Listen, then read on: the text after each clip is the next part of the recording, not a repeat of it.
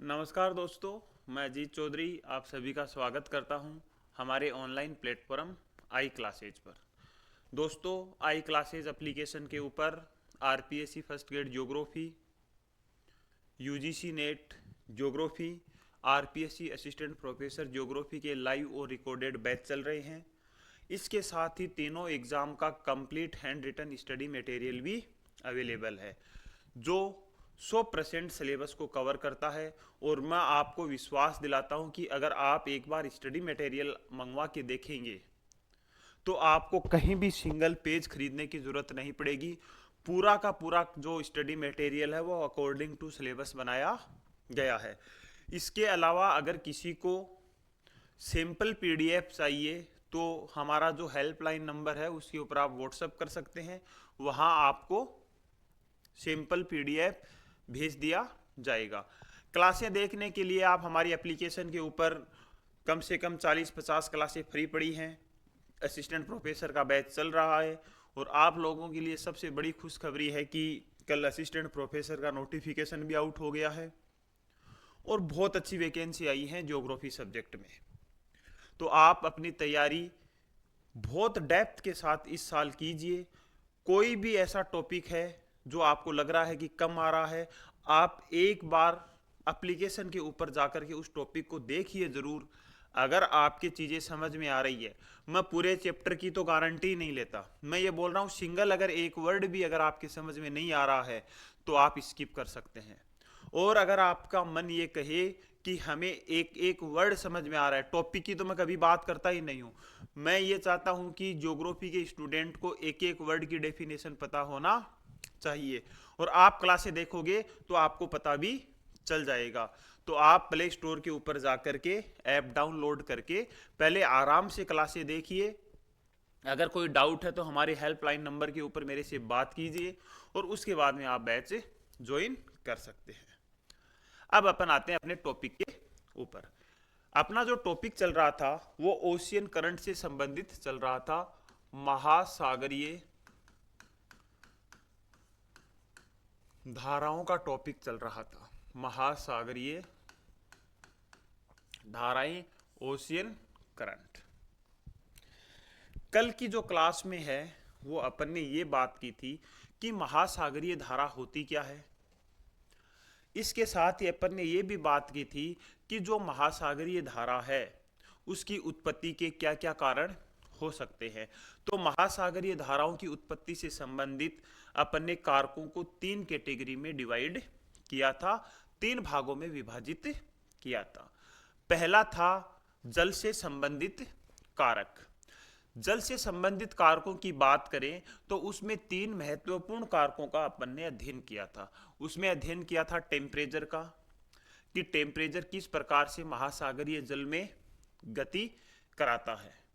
तो उसमें अपन ने यह देखा था कि उच्च तापमान वाले क्षेत्रों में जो जल है वो अधिक गर्म होकर के फैल जाता है। इसकी वजह से उसका जो जल का तल वो ऊंचा हो जाता है और न्यून तापमान वाले क्षेत्रों में जल का जो तल है वो नीचे होता है। इस वजह से उच्च तापमान वाले क्षेत्रों से कम तापमान वाले क्षेत्रों की ओर जल प्रवाहित हो जाता है। इसके साथ ही अपन ने यह भी देखा था कि डेंसिटी या घनत्व किस प्रकार से महासागरीय जल में गति करने में सहायक है। यह भी देखा था कि सलाइनिटी, लवणता किस प्रकार महासागरीय जल में गति करने में सहायता प्रदान करती है। तो जल से संबंधित कारकों को अपन ने 3 कैटेगरी में डिवाइड किया था, तापमान, घनत्व और लवणता। उसके बाद में अपन ने जो नेक्स्ट बात की थी वो बात की थी पृथ्वी की घूर्णन गति से संबंधित कारकों की। तो पृथ्वी की घूर्णन गति से संबंधित कारकों में अपन एक शामिल करेंगे कोरियोलिस बल, एक शामिल करेंगे अपकेंद्रीय बल, अभिकेंद्रीय बल, और यह भी देखा था कि इनके माध्यम से जल कैसे गति करता है। साथ ही यह भी देखा था कि कोरियोलिस बल के कारण नदन हेमीस्फेयर की या उत्तरी गोलार्ध की जो ओशियन करंट होती हैं वो कोरियोलिस इफेक्ट के कारण दाहिनी ओर मुड़ेंगी, जबकि दक्षिणी गोलार्ध की महासागरीय धाराएं कोरियोलिस प्रभाव के कारण बाईं ओर घूमेगी। अगर उत्तरी गोलार्ध में महासागरीय धाराएं दाईं ओर मुड़ रही है, दक्षिणी गोलार्ध में धाराएं बाईं ओर मुड़ रही हैं, तो उत्तरी गोलार्ध में महासागरीय धाराएं चलेंगी क्लॉकवाइज या चलेंगी पूर्व से पश्चिम।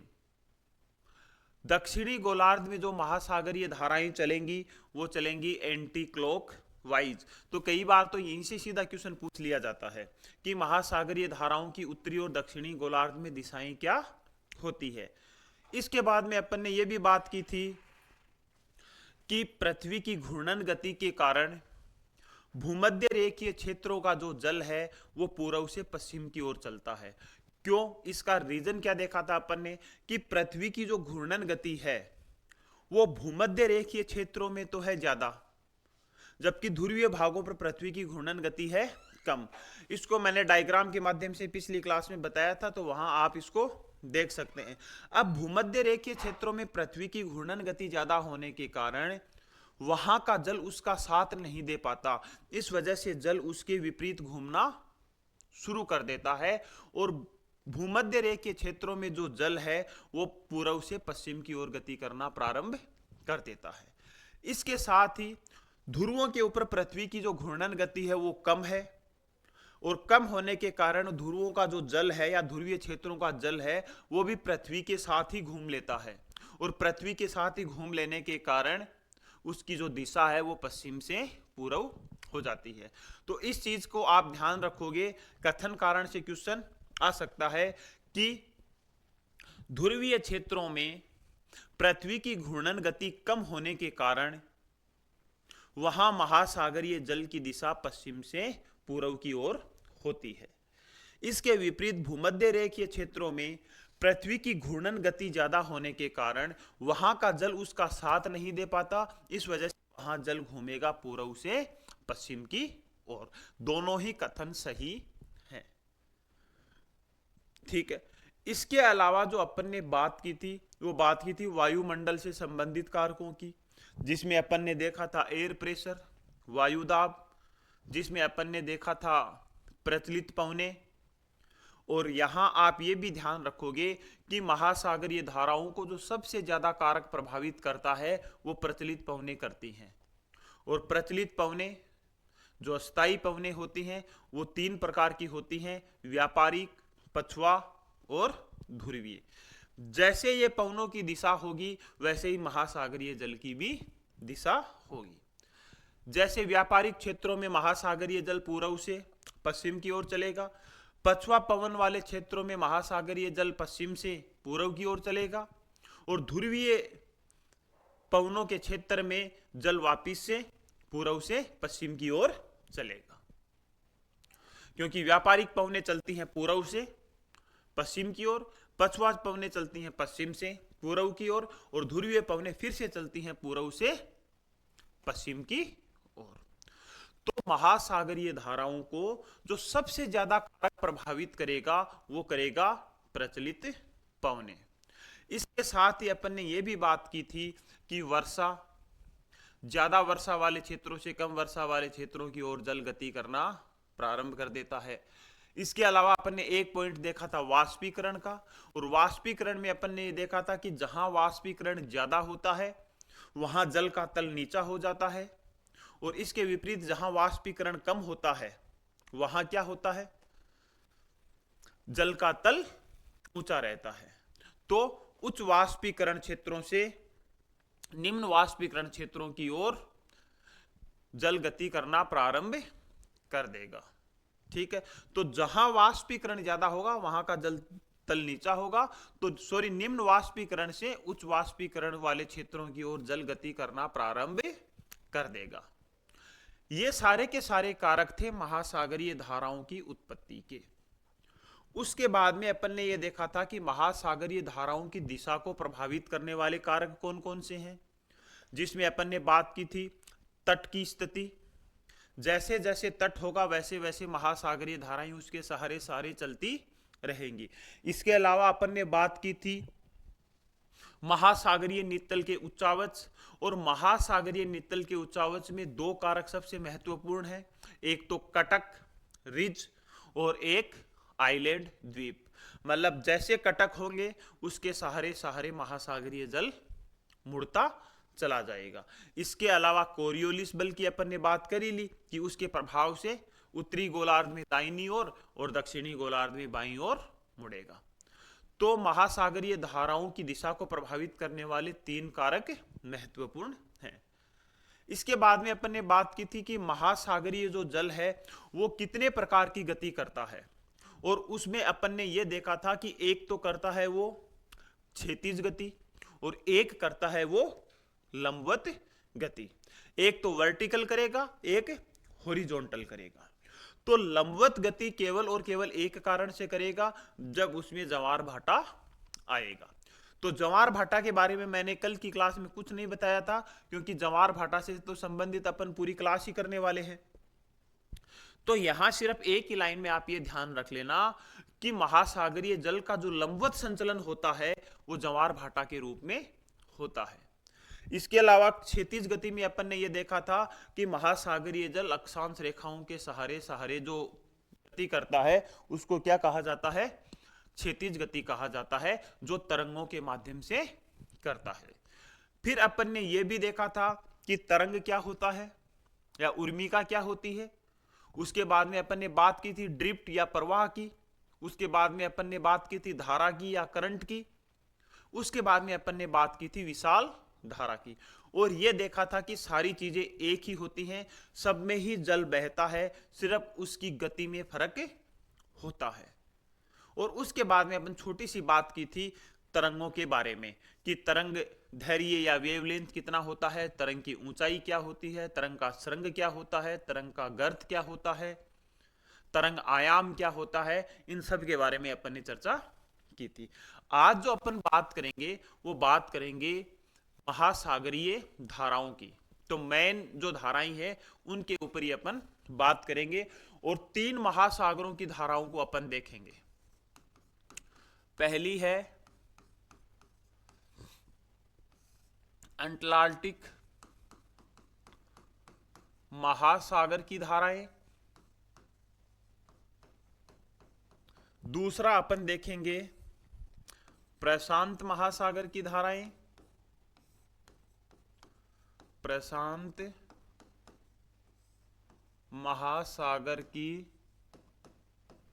धाराएं। और तीसरा अपन देखेंगे हिंद महासागर की धाराएं। इस क्लास से पहले आप पहले वाली क्लास जरूर देखना, ताकि आपका जो बेसिक चीजें हैं वो सारी की सारी कवर हो जाए। अब देखो, सबसे पहले अपन बात करेंगे अटलांटिक महासागर की धाराओं की।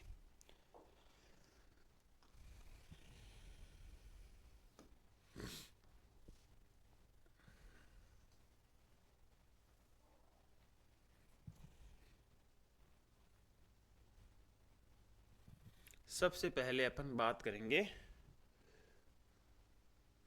या मैप बना के ही बात कर लेंगे भाई।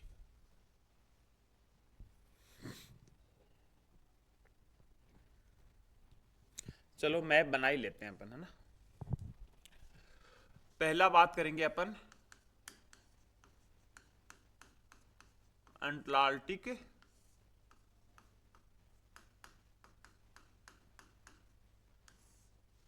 महासागर की धाराएं। अब एक एक धारा की उत्पत्ति को आप ध्यान से समझना, चीजें बहुत आसानी से कवर हो जाएगी।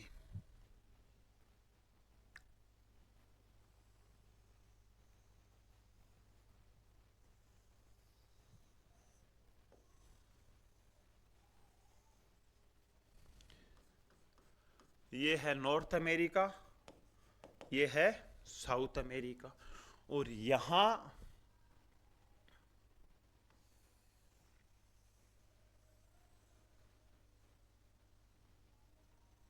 ये अफ्रीका हो गया,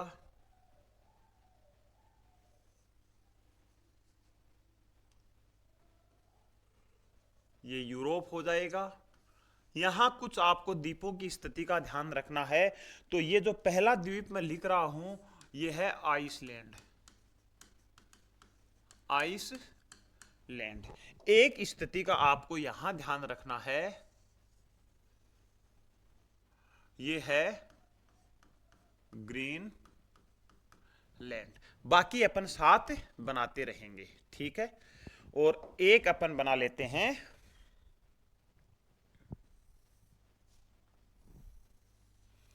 0 डिग्री भूमध्य रेखा। वैसे ये मैप सही नहीं है, थोड़ा सा अफ्रीका नीचे की ओर आएगा, लेकिन अपना काम है धाराओं को समझना।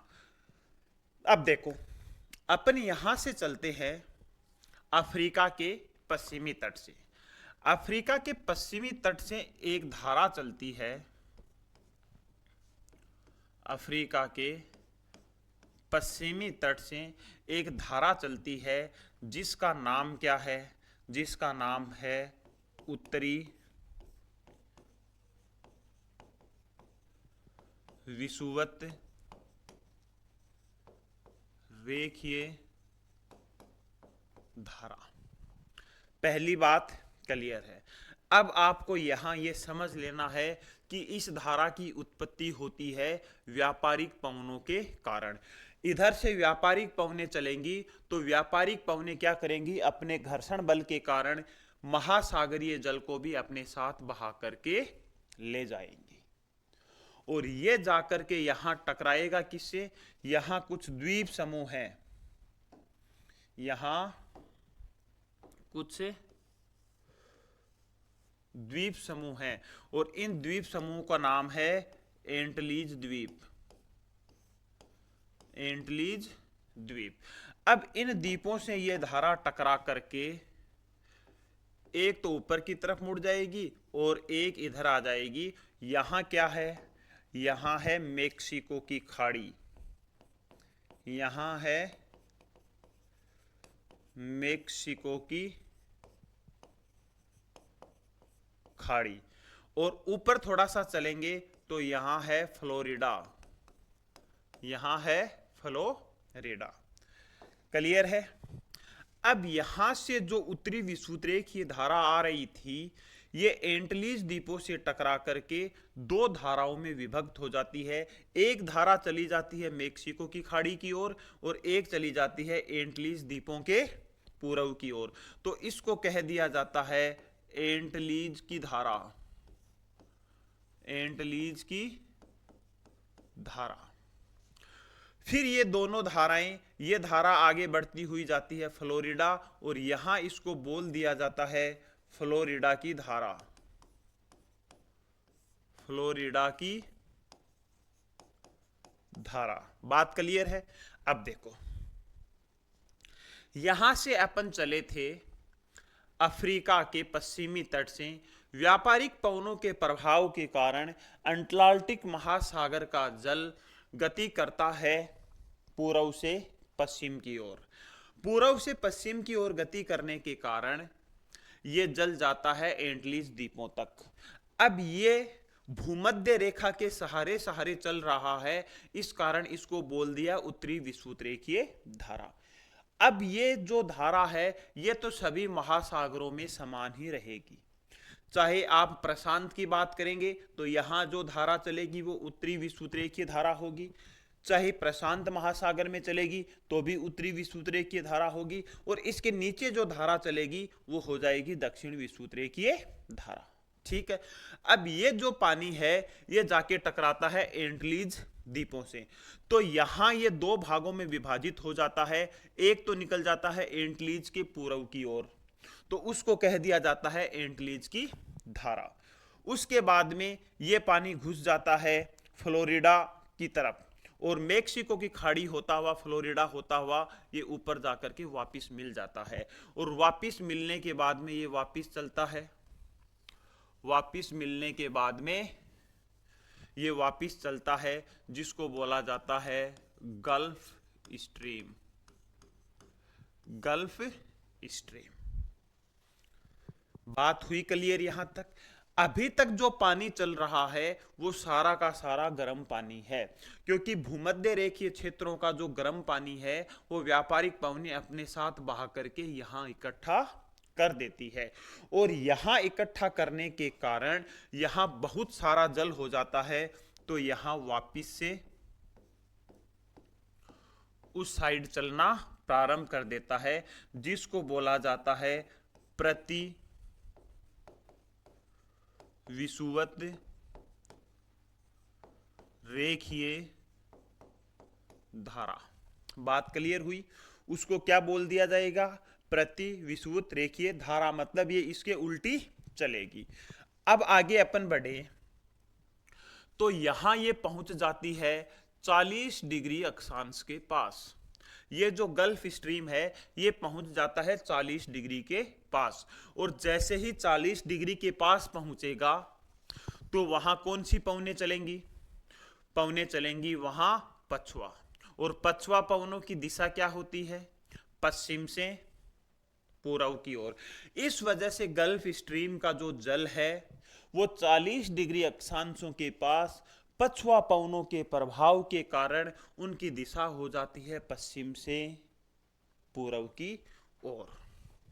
तो ये हो जाएगा पश्चिम से पूर्व की ओर, ठीक है। और इसको बोला जाता है उत्तरी अंटार्कटिक प्रवाह। उत्तरी अंटार्कटिक प्रवाह। अब मैंने आपको कल की क्लास में बताया था कि प्रवाह क्या होता है। जब महासागरीय जल की गति जो है वो धाराओं से कम हो लेकिन उसकी दिशा निश्चित नहीं हो। अब दिशा निश्चित नहीं होने के कारण ये जल बहुत सारे दूर में फैल करके चलता है, और इस वजह से इसको कह दिया जाता है गल्फ स्ट्रीम का डेल्टा। क्या कह दिया जाता है? गल्फ स्ट्रीम का डेल्टा। यहां से क्वेश्चन क्या क्या बनता है देखो। गल्फ स्ट्रीम का डेल्टा कहां बनता है? उत्तरी अटलांटिक महासागर में बनता है। गल्फ स्ट्रीम का डेल्टा कौन सी महासागरीय धारा को कहा जाता है? तो उत्तरी अटलांटिक प्रवाह को कहा जाता है, नॉर्थ अटलांटिक ड्रिफ्ट को कहा जाता है। अब ये धारा आगे बढ़ती हुई टकराती है किससे? आइसलैंड के द्वीपों से। एक तो धारा चली जाएगी आइसलैंड के पश्चिम साइड से, तो इसको बोला जाएगा इरमिंगर की धारा। इरमिंगर की धारा। एक इससे आगे चली जाएगी इंग्लिश चैनल होते हुए उत्तर सागर की ओर। इंग्लिश चैनल होते हुए उत्तर सागर की ओर, इसे बोला जाएगा रेनेल की धारा। रेनेल की धारा, ठीक है, क्लियर है। यहां क्या है? बिस्के की खाड़ी है, तो बिस्के की खाड़ी इंग्लिश चैनल होती हुई उत्तर सागर में चली जाती है। यह पानी भी कैसा है? अभी गर्म ही चल रहा है। इस वजह से ही कहा जाता है कि इरमिंगर की धारा, रेनेल की धारा और उत्तरी अटलांटिक प्रवाह यूरोप के पश्चिमी भागों को शीतकाल में जमने नहीं देते हैं। इस वजह से शीतकाल में इन गर्म धाराओं के कारण इनके बंदरगाह साल भर खुले रहते हैं। ये कथन कारण में कई बार क्वेश्चन पूछा गया है, तो आप इनका ध्यान रखोगे कि ये सारा का सारा जल कैसा है? गर्म है, और गर्म है तो यहाँ के जितने भी बंदरगाह हैं वो शीतकाल में भी जमेंगे नहीं। अब यहां तक क्लियर है।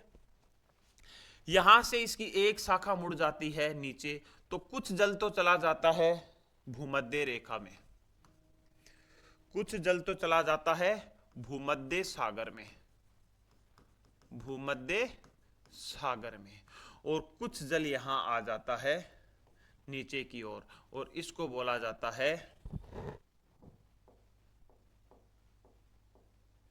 कुछ जल आ जाता है यहां से नीचे की ओर, और इसको बोला जाता है कन्नारी की धारा।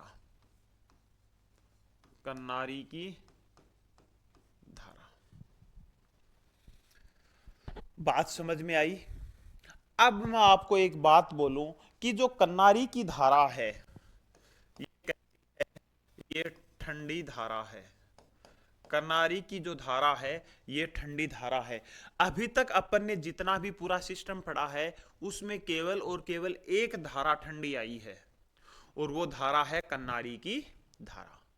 अब ऐसा क्या रीजन है कि यहां ठंडी धारा का जन्म हो गया जबकि यहां क्षेत्र तो उष्णकटिबंधीय है? तो इसका रीजन है दोस्तों शीत जल उद्वेलन।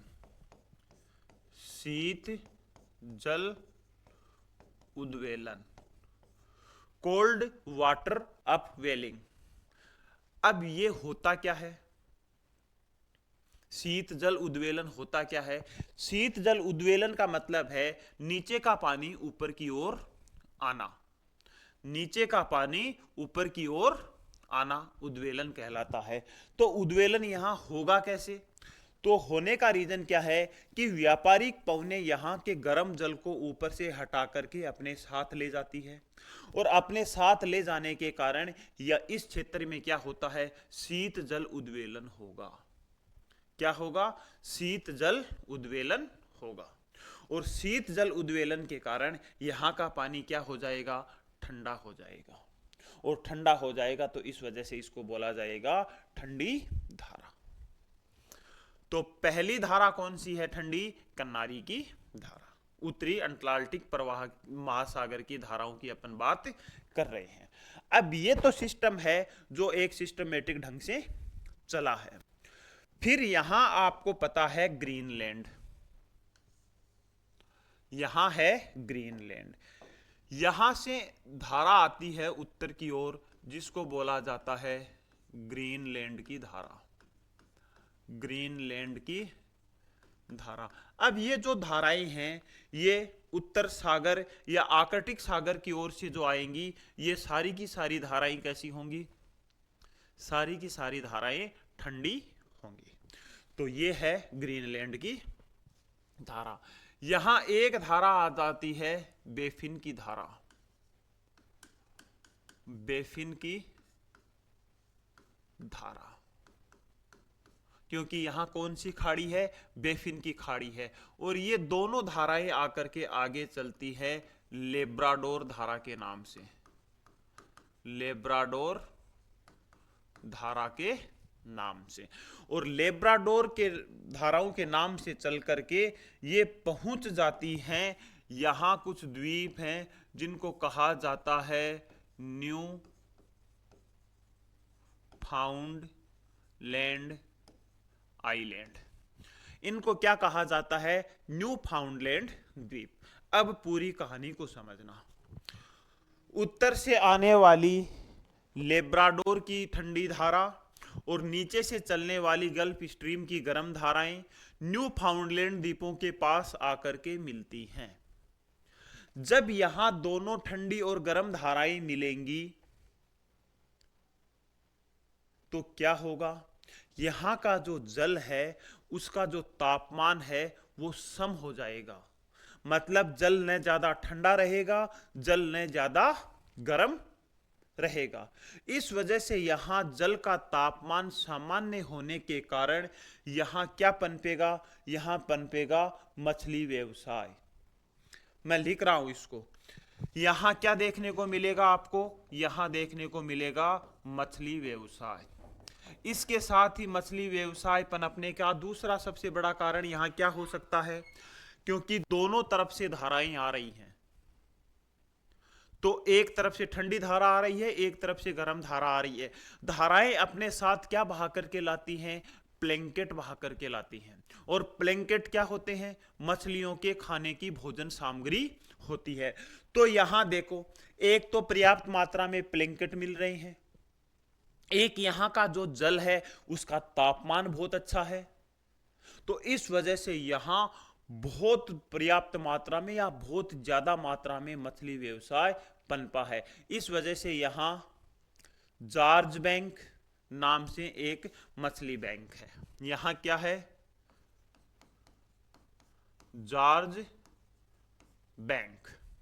और एक और ऐसा शायद नाम स्लिप हो रहा है, एक बैंक यहां है। रेनेल की धारा ऊपर चली जाएगी तो यहां बनेगा डागर बैंक। जॉर्ज बैंक और डागर बैंक। एक बैंक और है, अभी मेरे दिमाग से नाम फिसल रहा है, तो आप यहां लिख सकते हो।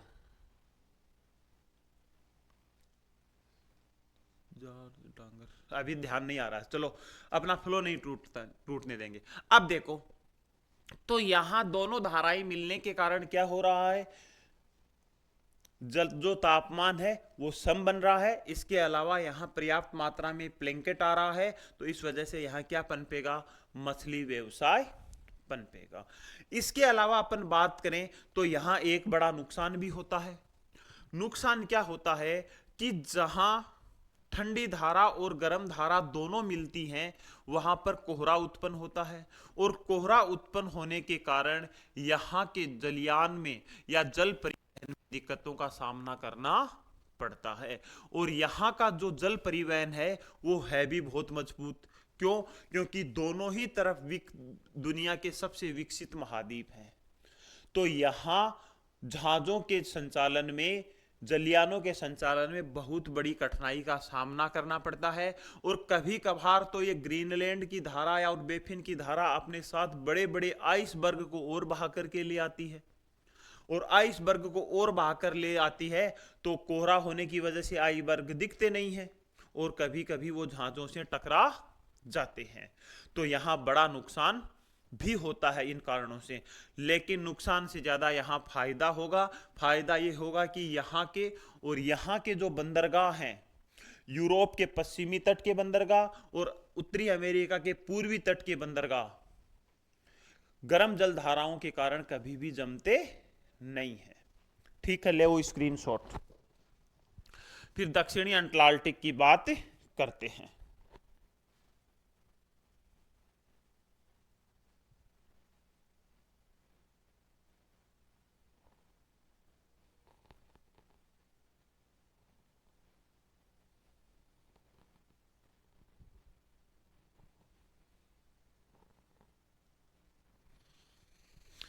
ठीक है, अब देखो दूसरी बात, यहां से जो जल चला था व्यापारिक पवनों के प्रभाव से, यहां टकराता है एंटलीज द्वीप से और दो भागों में बंट जाता है। एक शाखा चली जाती है एंटलीज के पूर्व की तरफ से, जिसको कह दिया जाता है एंटलीज की धारा। कुछ जल इसका प्रवेश कर जाता है मेक्सिको की खाड़ी में, और मेक्सिको की खाड़ी से होती हुई वो फ्लोरिडा के तट से होती हुई आकर के मिल जाती है ऊपर की तरफ। तो यहां इसको बोल दिया जाता है फ्लोरिडा की धारा। फिर ऊपर ये दोनों धाराएं मिलकर के जन्म देती है गल्फ स्ट्रीम को। गल्फ स्ट्रीम यहां जाती है 40 डिग्री अक्षांशों के पास। यहां पछुआ पवन प्रवाह होने के कारण ये गल्फ स्ट्रीम की जो धारा है ये पश्चिम से पूर्व की ओर मुड़ जाती है, और मुड़ने के कारण इसका नाम हो जाता है उत्तरी अटलांटिक प्रवाह या गल्फ स्ट्रीम का डेल्टा। अब इसको गल्फ स्ट्रीम का डेल्टा क्यों कहा जाता है? कोई भी नदी जब महासागर में गिरने से पहले क्या करती है, काफी लंबी चौड़ाई में वो फैल जाती है, और वो क्या बन जाता है, नदी का डेल्टा बन जाता है। और यहां भी जो गल्फ स्ट्रीम है उसकी गति क्या हो जाती है, कम हो जाती है। कम होने की वजह से इसको बोलेंगे प्रवाह। और कल की क्लास में मैंने बताया था कि प्रवाह की जो गति होती है वो धारा से कम होती है, तो इसकी गति कम हो जाने के कारण इसको बोल दिया जाता है गल्फ स्ट्रीम का डेल्टा। ये आके टकराएगी आइसलैंड द्वीप से। आइसलैंड द्वीप के टकराने से ये 3 भागों में विभाजित हो जाएगी। एक तो चली जाएगी आइसलैंड के पश्चिमी भाग से, जिसको बोला जाएगा इरमिंगर की धारा, और एक चली जाएगी आइसलैंड के पूर्वी भाग से, जिसको बोला जाएगा रेनेल की धारा। ये यहाँ बिस्के की खाड़ी और इंग्लिश चैनल होती हुई उत्तर सागर की तरफ चली जाती है, और वहां उत्तर सागर का ठंडा पानी मिलने के कारण मछली व्यवसाय के लिए डागर बैंक की उत्पत्ति होती है। दूसरी जो तीसरी धारा है वो नीचे की ओर मुड़ करके किस में आके मिल जाती है, वापिस से उत्तरी विषुवतीय धारा में मिल जाती है। अब यहां का जो जल है वो व्यापारिक पवनों के द्वारा हटा लिया जाता है, तो यहां होता है शीत जल उद्वेलन। उसकी वजह से जो धारा बनेगी वो ठंडी धारा बनेगी, जिसको किस नाम से जाना जाएगा, कन्नारी की धारा। ठीक है, तो ये पूरा का पूरा एक चक्कर बन रहा कि नहीं बन रहा है। अब ये पूरा चक्कर बनने के कारण इसका बीच का जो क्षेत्र है या उत्तरी अटलांटिक महासागर के बीच का जो जल है वो स्थिर अवस्था में रहता है, और स्थिर अवस्था में रहने के कारण इस भाग में कुछ शैवाल जम जाते हैं, और उन शैवालों का नाम है सारगेसो। और इस वजह से यहां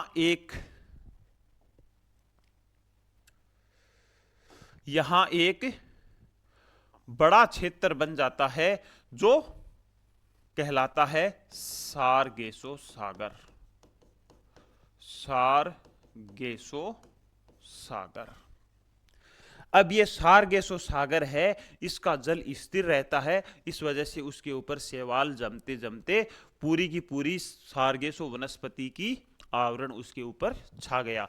अब ये यहां से हटता इस वजह से नहीं है क्योंकि यहां का जो जल है वो स्थिर रहता है, इसके चारों तरफ का ही जल घूम लेता है, बीच का स्थिर रहेगा। तो ये सारा का सारा सिस्टम किसका है?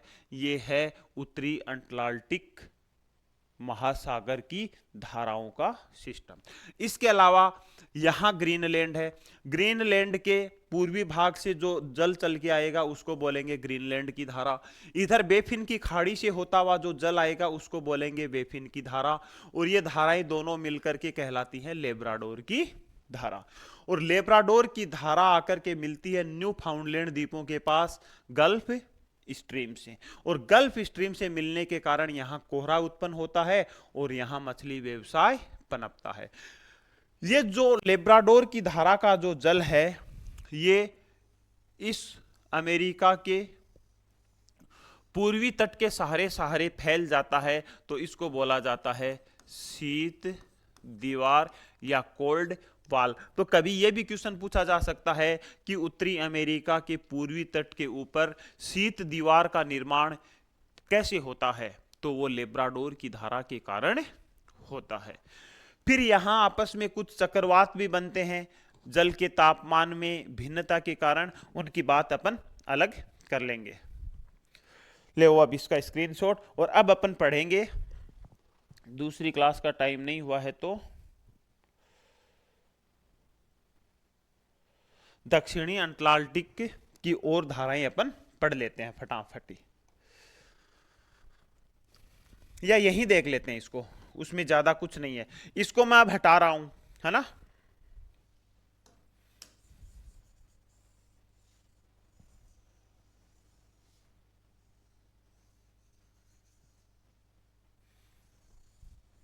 अब देखो, दक्षिणी अटलांटिक की धाराओं की अपन बात करें तो अपन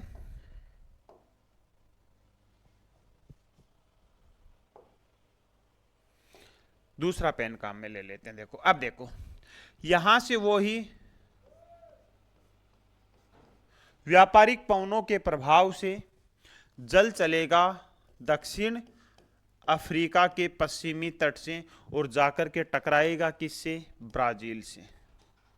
जाके टकराएगा किससे? ब्राजील से। तो इसको बोल दिया जाता है ब्राजील की धारा। ब्राजील की धारा। और इसको क्या बोल देंगे? इसको दक्षिणी विषुवत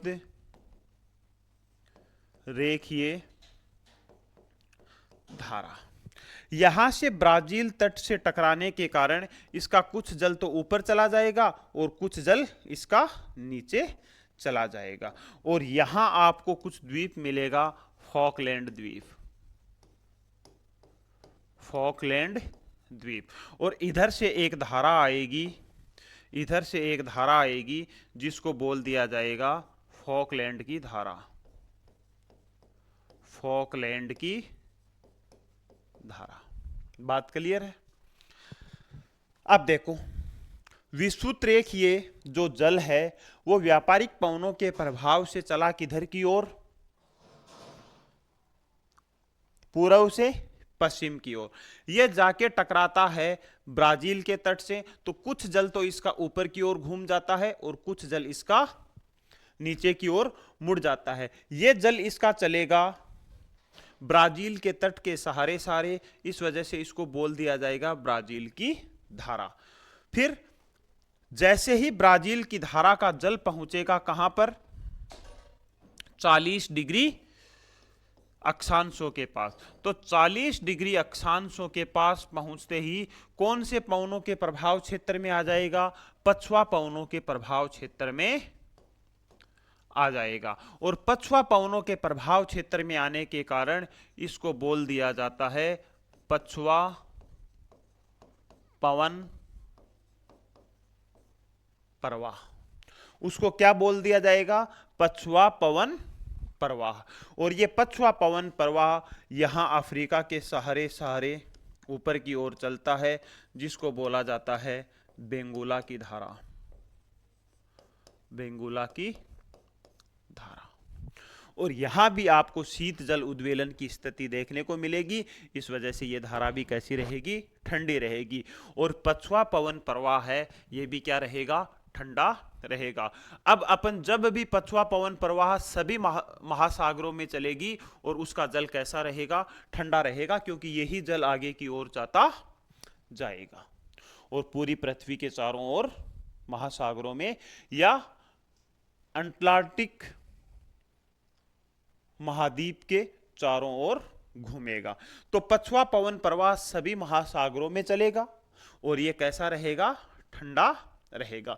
तो दक्षिणी अटलांटिक महासागर में आपको सिर्फ इतना ही ध्यान रखना है कि यहां से जो व्यापारिक पवनों के प्रभाव से या व्यापारिक पवनों के घर्षण बल के कारण महासागरीय जल चलेगा पूर्व से पश्चिम की ओर जाकर के यहां टकराएगा ब्राजील तट से। इसका कुछ जल तो मुड़ करके चला जाएगा प्रतिविसुत रेखीय धारा के रूप में और कुछ जल नीचे की ओर चलेगा ब्राजील धारा के रूप में। जैसे ही ब्राजील धारा 40 डिग्री अक्षांशों के पास पहुंचेगी तो ये धारा आ जाएगी पछुआ पवनों के प्रभाव से, और पछुआ पवनों के प्रभाव से इसकी दिशा हो जाएगी पश्चिम से पूर्व की ओर, और ये अफ्रीका के पश्चिमी तट के सहारे सारे वापिस किस में मिल जाएगा? दक्षिण विषुवत रेखीय धारा में मिल जाएगा। और इसको बोल दिया जाता है पछुआ पवन प्रवाह। यहां फोकलैंड द्वीप है, नीचे से या महाद्वीपों की ओर से एक धारा आती है अंटार्कटिका महाद्वीप की ओर से, तो वो धारा कौन सी धारा कहलाएगी? फॉकलैंड की धारा कहलाएगी, जो ध्रुवों की तरफ से आने के कारण कैसी रहेगी? ठंडी रहेगी। ठीक है, बात क्लियर है। तो ये सारा का सारा सिस्टम किसका है? ये सारा का सारा सिस्टम है उत्तरी अटलांटिक महासागर का। बात क्लियर है। आज के लिए अपन इतना ही करेंगे। एक दूसरी क्लास है, करने वाले तो अपन पूरे ही थे, मैं पूरा ही करवाने वाला था, लेकिन दो जो हैं वो अपन कल या नेक्स्ट क्लास में अपन बात करेंगे। आज के लिए इतना ही। सभी को धन्यवाद।